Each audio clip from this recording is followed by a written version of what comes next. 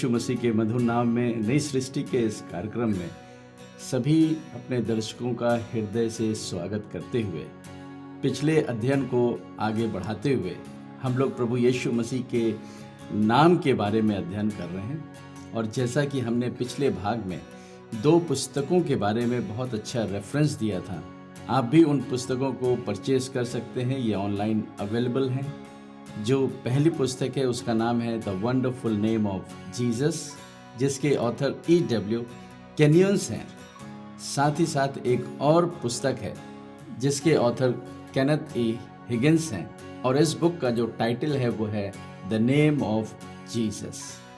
इन दोनों ही प्रभु के सेवकों ने प्रभु यीशु मसीह के नाम के अध्ययन को किया है और फिर उसे मंडली में दिया है कि मंडली में पाए जाने वाले हर एक सदस्य प्रभु यीशु मसीह के नाम के सिग्निफिकेंस को जाने। ये तो ठीक है, लेकिन कैसे ये प्रभु यीशु मसीह का नाम हमारे और आपके जीवन में इसका इस्तेमाल होता है, और क्यों कर और कैसे प्रभु यीशु मसीह ने स्वयं इस यीशु के नाम को परमेश्वर पिता से अपनी मंडली के लिए पाया है। जानना है कि स्वयं प्रभु यीशु मसीह को किसी बड़े नाम की ज़रूरत नहीं थी, उसे अपने आप को क्रूस की मृत्यु को उठाने की कोई ज़रूरत नहीं थी, और ना ही उसे मृत्यु को हराने की कोई आवश्यकता थी अगर उसके स्वयं के जीवन के लिए देखें, क्योंकि यीशु तो मसाया है, परमेश्वर है, और परमेश्वर का मृत्यु से कोई भी संबंध नहीं है। लेकिन इन सारे कष्टों को परमेश्वर ने मनुष्य बनके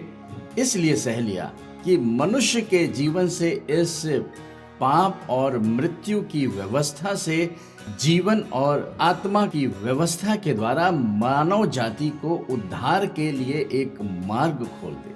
और इन्हीं सारे प्रकरण में प्रभु यीशु मसीह ने इस बड़े नाम को पाया है, जो नाम आज मंडली में पाए जाने वाले हर एक सदस्यों के लिए ही नहीं, परंतु संसार में हर एक मनुष्य जो जन्म लेता है, वो किसी भी समाज का हो, उसे प्रभु यीशु मसीह के नाम की आवश्यकता है, क्योंकि यीशु के नाम के ही द्वारा मनुष्य जाति उद्धार, मुक्ति और मोक्ष को सेत मेत में पा सकती है। पिछले भाग में हम लोग ने इन दोनों ही ऑथर्स के द्वारा प्रभु यीशु मसीह के नाम से संबंधित 3 बातों के बारे में जाना था, जिसमें जो सबसे पहली बात है, जो इस संसार में भी हम देखते हैं, वो है कि आज भी संसार में लोग इस बड़े नाम को विरासत में पाते हैं।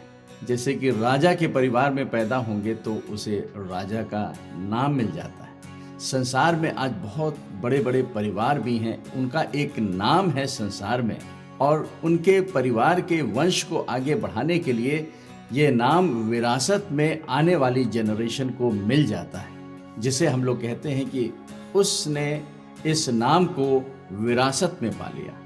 Means a person has inherited the name from his family. और फिर इसके बाद जो दूसरा तरीका नाम को पाने का है, वो किसी नाम को जीतने से जुड़ा हुआ है।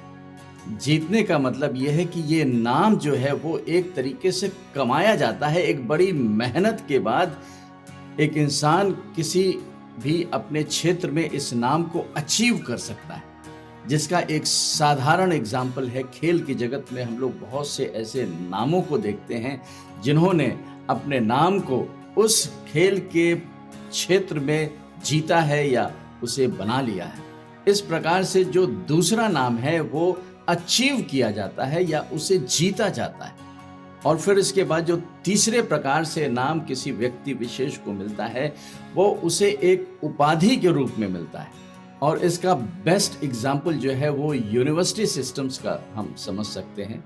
जैसे किसी भी देश में उस देश की सरकार के द्वारा यूनिवर्सिटीज़ जो खोली जाती हैं, उन्हें ऑथराइज किया जाता है कि वो अपने यहाँ जो पढ़ने वाले बच्चे हैं, उनकी जब शिक्षा पूरी हो जाए और वो अपने सारे सब्जेक्ट्स में पास हो जाएं, तो यूनिवर्सिटी को ये अथॉरिटी है गवर्नमेंट की ओर से कि वो ऐसे बच्चों को डिग्री प्रदान करें। मतलब उन्हें डिग्री कन्फर करने की अथॉरिटी है।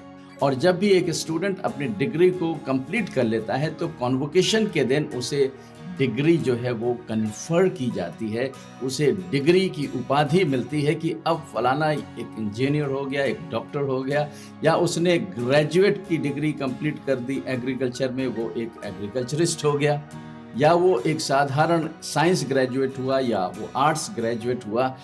इस प्रकार से एक व्यक्ति एक उपाधि के रूप में एक नाम को इस संसार में अपने पढ़ाई के क्षेत्र में मेहनत करके रिसीव कर सकता है या पा सकता है। और इन्हीं तीन संसार में पाए जाने वाले जो तरीके हैं, उन्हीं के आधार पर हम लोग परमेश्वर के वचनों में जाकर के देखेंगे आज इस बात का अध्ययन करते हुए कि प्रभु यीशु मसीह को किस प्रकार से ये नाम मिलने पाया। बार बार इस बात को समझने की जरूरत है कि यीशु मसीह को व्यक्तिगत अपने जीवन के लिए किसी नाम की जरूरत नहीं थी, और ना ही उसे नाम की जरूरत है, क्योंकि वो स्वयं परमेश्वर है। और मनुष्य के जीवन को पाप से मुक्ति दिलाने के लिए उसे मनुष्य जब पढ़ना पड़ा, तो मनुष्य बनके उसने इस संसार में सारी मानव जाति के लिए उद्धार के एक मार्ग को अनंत काल के लिए तो खोल दिया। लेकिन जो काम उसने उस क्रूस पे किया है, उस काम को आज इस संसार में लागू करने के लिए संसार के हर एक मानव जाति के लिए एक नाम दिया गया, जिस नाम को सबसे पहले यीशु मसीह ने पाया, और फिर उसके बाद ये नाम आज हर एक के लिए फ्री में सेत में उपलब्ध है कि जो भी प्रभु का नाम लेगा, जैसा कि प्रेरितों के काम उसके 2 अध्याय के 21 पद में, जब पेंतिकुस्त के बाद प्रभु यीशु मसीह के प्रेरित और चेले जो लगभग 120 की संख्या में थे, पेंतिकुस्त के दिन जब वे सब पवित्र आत्मा से भर गए, तब पतरस ने खड़े होकर बोल्डली इस प्रचार को किया, क्योंकि उसने इस प्रभु के नाम के प्रकाशन को पा लिया था। और तब उसने कहा कि जो भी यीशु के नाम को लेगा वो उद्धार पाएगा। इसी के आगे हम लोग ने प्रेरितों के काम उसके 3 अध्याय में उस बड़े चमत्कार को भी देखा जो पतरस के द्वारा उस मंदिर में किया गया, कि वो जन्म का जो अपंग था, यीशु मसीह के नाम और उसके विश्वास से जो प्रभु यीशु मसीह के नाम पर था, उस नाम की सामर्थ्य से उसने उस चमत्कार को कर दिखाया। करने वाले पतरस और यूहन्ना नहीं थे, लेकिन प्रेरितों के काम 3 अध्याय के 16 पद में पतरस ने बहुत सफाई से बताया था कि ये चमत्कार जो आप देखते हो, इस चमत्कार को करने वाला यीशु का नाम है, और मेरा विश्वास जो यीशु मसीह के नाम पर है। इस नाम के विषय का अध्ययन हम लोग इसलिए भी कर रहे हैं क्योंकि आने वाले post pandemic and time revival में फिर से, जैसे कि प्रभु यीशु मसीह की पहली मंडली में यीशु मसीह के नाम के द्वारा ये सारे अद्भुत काम हुए, फिर से पवित्र आत्मा सारे संसार में अपने उस पवित्र आत्मा को उंडेलेगा, जिससे कि योएल नबी उसके 2 अध्याय के 28 पद की सारी प्रोफेसी पूरी होगी। इसलिए हर एक विश्वासियों को आज मंडली में पवित्र आत्मा के भरे जाने और प्रभु यीशु मसीह के नाम के प्रगटीकरण और उसके इस्तेमाल को करने की जरूरत है। और इसीलिए हम लोग यीशु मसीह के नाम के बारे में इस अध्ययन को परमेश्वर के वचन से करके देख रहे हैं। तो आज जो हमारा प्रभु यीशु मसीह के नाम के बारे में अध्ययन होगा, उसमें हम लोग ये देखेंगे कि आखिर यीशु ने इस नाम को कैसे विरासत में पाया, या कैसे उसने इनहेरिट कर लिया, और उसने इस नाम को सारी मानव जाति के लिए दे दिया कि जो भी यीशु के नाम को ले वो उद्धार पा जाए। और इसके लिए हम लोग इब्रानियों की पत्री उसके कुछ चंद पदों में जाकर के देखेंगे, जहां पे कुछ इस प्रकार लिखा हुआ है, पूर्व युग में परमेश्वर ने बाप दादों से थोड़ा थोड़ा करके और भांति भांति से भविष्यद्वक्ताओं के द्वारा बातें कर इन अंत के दिनों में हमसे पुत्र के द्वारा बातें की, जिसे उसने सारी वस्तुओं का वारिस ठहराया और उसी के द्वारा उसने सारी सृष्टि की रचना की है। यहाँ पे इब्रानियों की पत्री के जो ऑथर हैं, वे इस बात को दिखाना चाह रहे हैं कि यीशु जो परमेश्वर का पुत्र बना, या यीशु जो परमेश्वर का पुत्र है, वो उन सारी बातों से कैसे सुप्रीम है। सारी बातों का मतलब सब बातों के ऊपर प्रभु यीशु मसीह जो परमेश्वर का पुत्र है। 3 पद में अब हम लोग जाके पढ़ेंगे, वह उसकी महिमा का प्रकाश है प्रभु यीशु मसीह के बारे में इफिसियों की पत्री में लिखा हुआ है कि वो महिमा का धन है। तो आखिर ये स्वर्गीय महिमा का धन इस संसार में मनुष्य के पास कैसे आ सकता था? इसके लिए परमेश्वर ने अपने पुत्र यीशु मसीह को भेजा, जिसके लिए तीसरे पद में लिखा है कि यीशु मसीह जो है वो महिमा का प्रकाश है। और यही तीसरे पद में हमें पढ़ने को मिलता है, वह उसकी महिमा का प्रकाश और उसके तत्व की छाप है और सब वस्तुओं को अपनी सामर्थ्य के वचन से संभालता है। यीशु मसीह के बारे में अध्ययन करना है तो ये पैसेज बहुत ही पावरफुल है, जो कि हमें यीशु के प्रगटीकरण के बारे में दिखाता है, समझाता है कि आखिर यीशु कौन है। फिर से हम लोग तीसरे पद में पढ़ेंगे, वह उसकी महिमा का प्रकाश, उसके तत्व की छाप है और सब वस्तुओं को अपनी सामर्थ्य के वचन से संभालता है। वह पापों को धोकर ऊंचे स्थानों पे महामहिम के दाहिने जा बैठा। जिस काम को पूरा करने के लिए परमेश्वर का पुत्र इस संसार में देह धारण किया था, उसका एक खास जो मकसद था वो ये था कि वो मनुष्य जाति के पापों का उपाय कर सके। और उसने इस उपाय को अपने उस क्रूस पर बहाए हुए लहू के द्वारा अनंत काल के लिए हर एक विश्वास करने वालों के जीवन में पूरा कर दिया।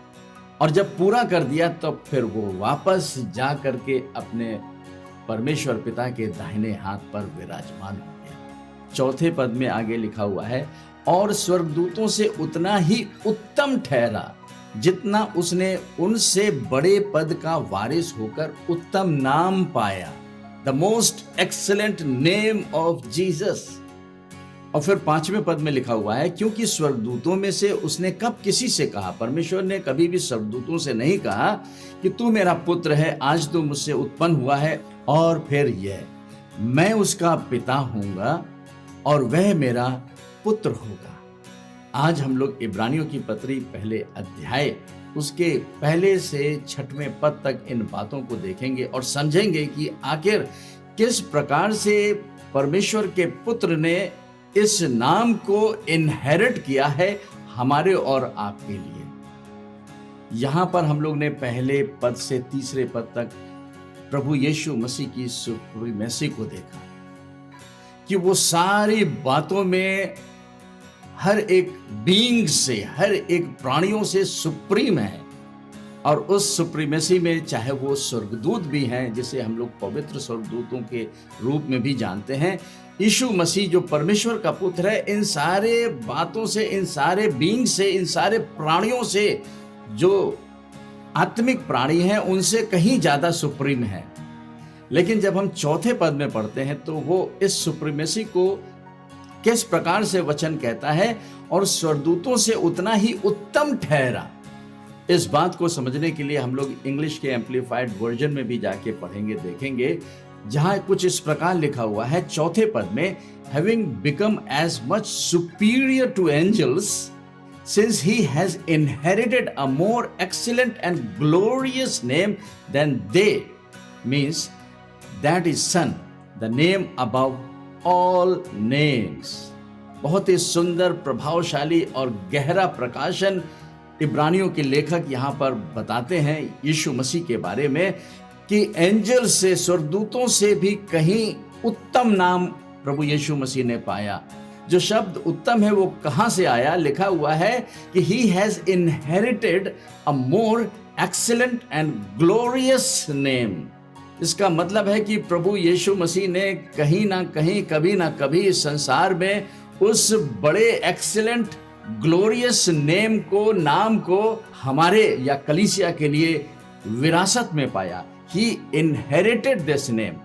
जैसा कि इस पाठ में हम लोग इसी विषय पे अध्ययन कर रहे हैं कि आखिर यीशु मसीह ने इस नाम को कैसे पाया। जो पहला तरीका यीशु मसीह के नाम को पाने का था वो है कि उसने विरासत में इस एक्सीलेंट और ग्लोरियस नेम को मंडली में पाए जाने वाले हर एक विश्वासियों के लिए पाया।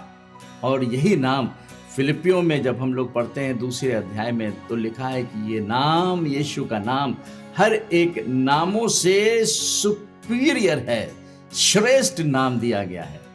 इसका मतलब ये है कि परमेश्वर के पास ये नाम, ये टाइटल और इसकी सारी कार्य करने की सामर्थ जो है वो स्वर्ग में उसके पास थी, जिसे कि प्रभु यीशु मसीह ने इस संसार में क्रूस के द्वारा उस कार्य को पूरा करने के द्वारा इस नाम को इनहेरिट कर लिया, विरासत में पा लिया। पिछले भाग में हमने बातचीत किया था कि किस प्रकार से इस संसार में बच्चे अपने माता पिता के कैरेक्टर्स को, उनके लक्षण को कैसे इनहेरिट करते हैं।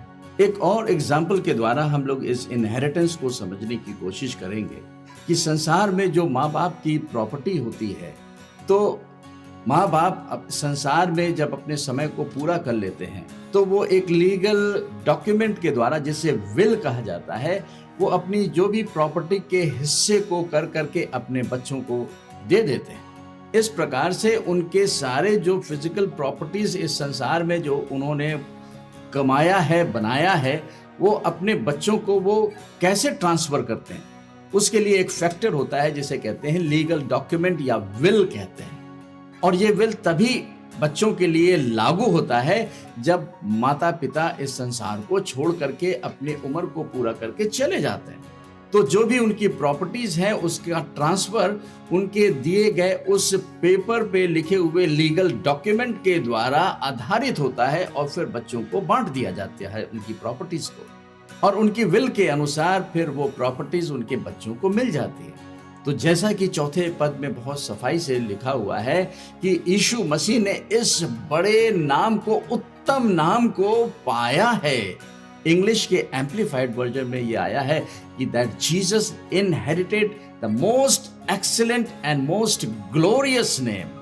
इसलिए हमें प्रभु यीशु मसीह को परमेश्वर का पुत्र करके जानना जरूरी है, और ये भी मानना जरूरी है कि परमेश्वर के पुत्र का जो परमेश्वर है, जो उसका पिता है, वो यीशु मसीह के द्वारा आज हमारा भी परमेश्वर और हमारा पिता बन गया है। जितनों ने यीशु मसीह पर विश्वास किया, यीशु मसीह के पास वो अधिकार है कि वो उन्हें परमेश्वर के पुत्र बनने का अधिकार दे दे। तो अभी तक हम लोग ने जो पहली बात देखी कि यीशु मसीह ने इस बड़े उत्तम नाम को इनहेरिट किया है, जिसे हम लोग ने इब्रानियों की पत्री उसके पहले अध्याय के चौथे पद में पढ़ के देखा। फिर अब ये सवाल होता है कि आखिर यीशु मसीह ने ये नाम कब इनहेरिट किया, कब उसे विरासत में ये नाम दिया गया। और इस बात को समझने के लिए हमें 5वें पद को पढ़ना पड़ेगा, जहां कुछ इस प्रकार लिखा हुआ है, क्योंकि स्वर्गदूतों में से उसने कब किसी से कहा, तू मेरा पुत्र है, आज तू मुझसे उत्पन्न हुआ।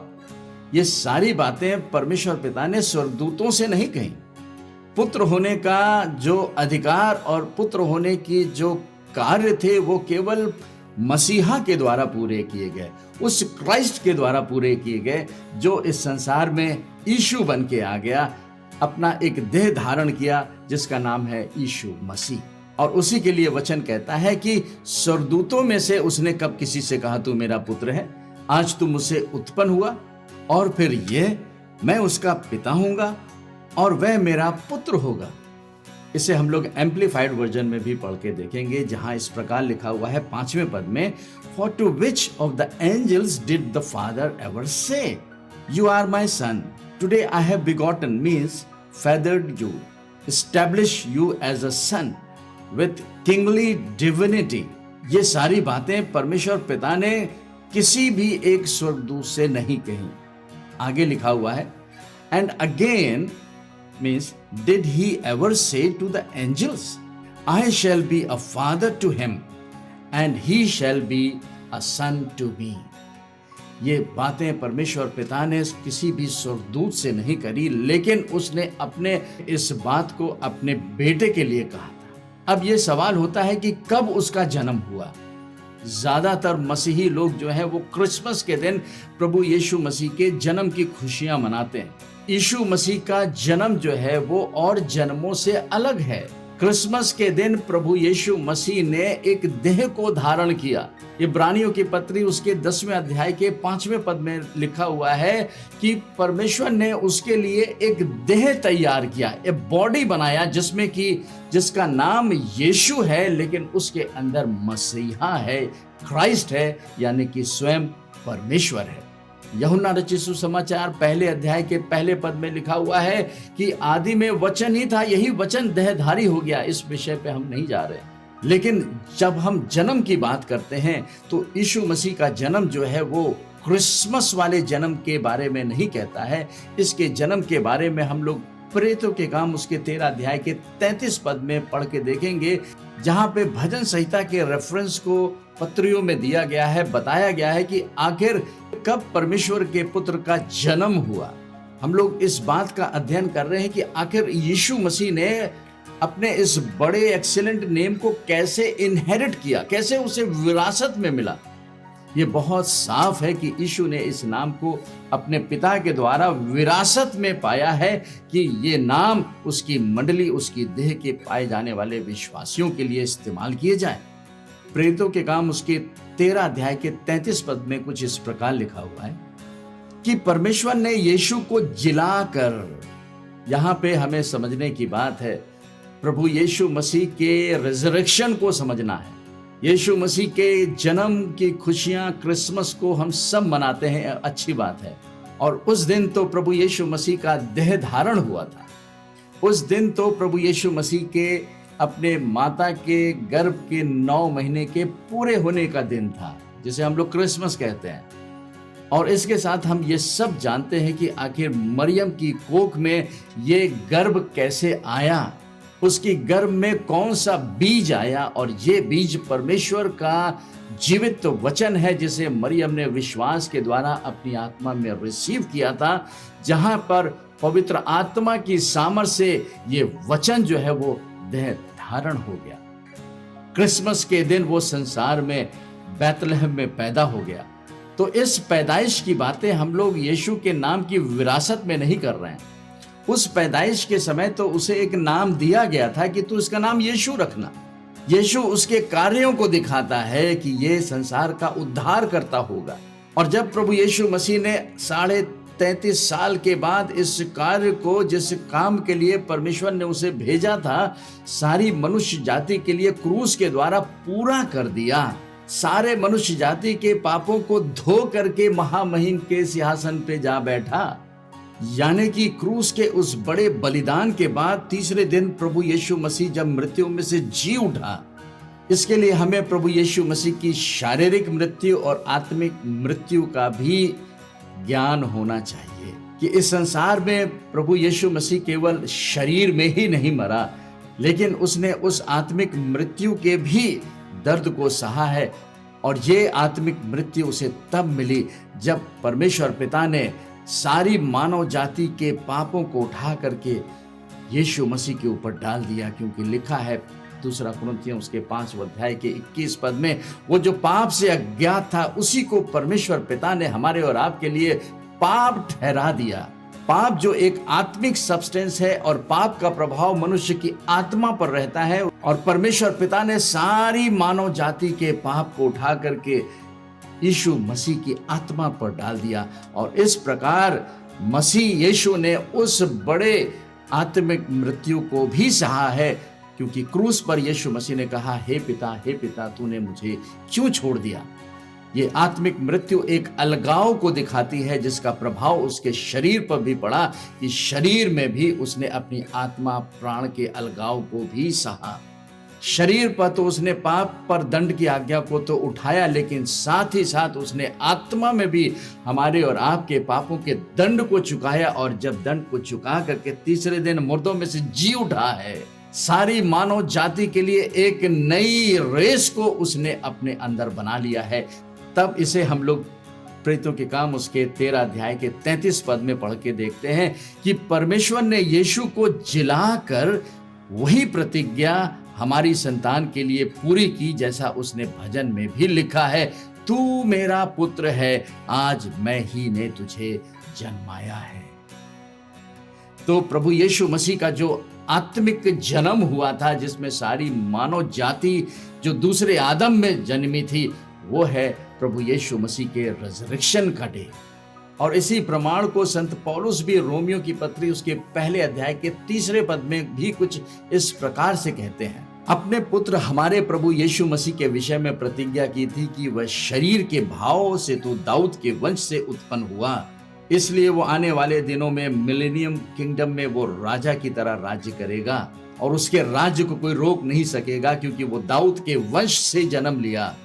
वह शरीर के भाव से तो दाऊद के वंश से उत्पन्न हुआ और पवित्रता की आत्मा के भाव से मरे हुओं में से जी उठने के कारण सामर्थ के साथ परमेश्वर का पुत्र ठहराया।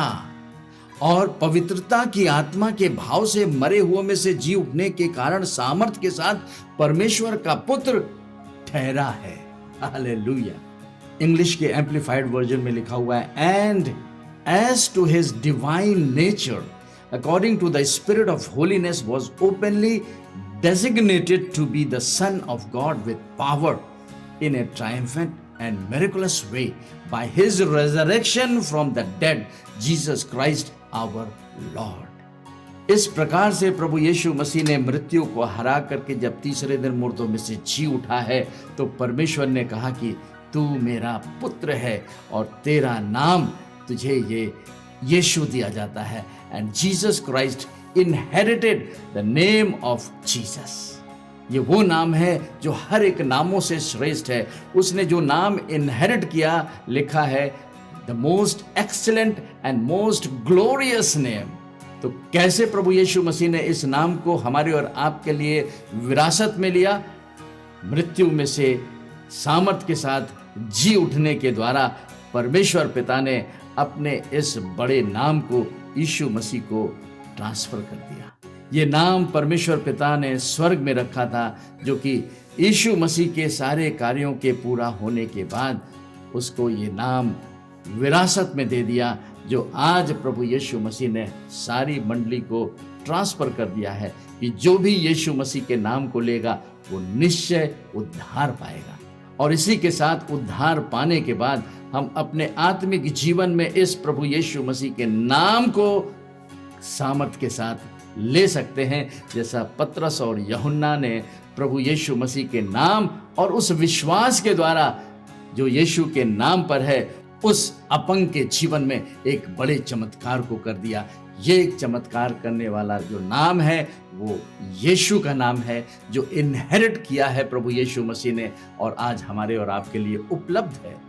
परमेश्वर पिता के महान कार्यों के लिए हम लोग धन्यवाद करते हैं, जो उसने अपने प्रिय पुत्र प्रभु यीशु मसीह के उस क्रूस के कार्यों के द्वारा, पवित्र आत्मा की सामर्थ के द्वारा सबके लिए कर दिया है कि सारी मानव जाति उस अनंत जीवन को पाए और साथ ही उस यीशु के जयवंत नाम का इस्तेमाल हम सब कर सकें और इसी के साथ अपने इस जीवन को जयवंत बना सकें यीशु के नाम के द्वारा। हमारे जीवित और दयालु पिता परमेश्वर, हम धन्यवाद करते हैं कि आपने अपने पुत्र यीशु मसीह के द्वारा अपने उस बड़े नाम को यीशु को दे दिया है, जिसने इस नाम को विरासत में लेकर के हमें मंडली में सारे विश्वासियों को दे दिया है। हम धन्यवाद करते हैं कि इस यीशु के नाम को लेने के द्वारा न केवल उद्धार, मुक्ति, मोक्ष है, लेकिन इस नाम के द्वारा हम अपने जीवन को जयवंत भी बना सकते हैं। प्रभु यीशु मसीह के इस सामर्थी नाम के द्वारा अपने तमाम उन दर्शकों के लिए हम विनती प्रार्थना करते हैं निराश हैं, प्रभु यीशु की शांति और यीशु मसीह की चंगाई का अभिषेक उनके जीवन में उतरे और वो एक बड़े छुटकारे को पाए। पवित्र आत्मा के अभिषेक को यीशु मसीह के नाम से हर एक विश्वासी अपने जीवन में पा करके परमेश्वर की महिमा और स्तुति करे। इस प्रार्थना को आपके पुत्र अपने उद्धारकर्ता यीशु मसीह के सामर्थी नाम से मांगते हैं, आमीन। प्रभु आपको बहुत बहुत आशीष दे।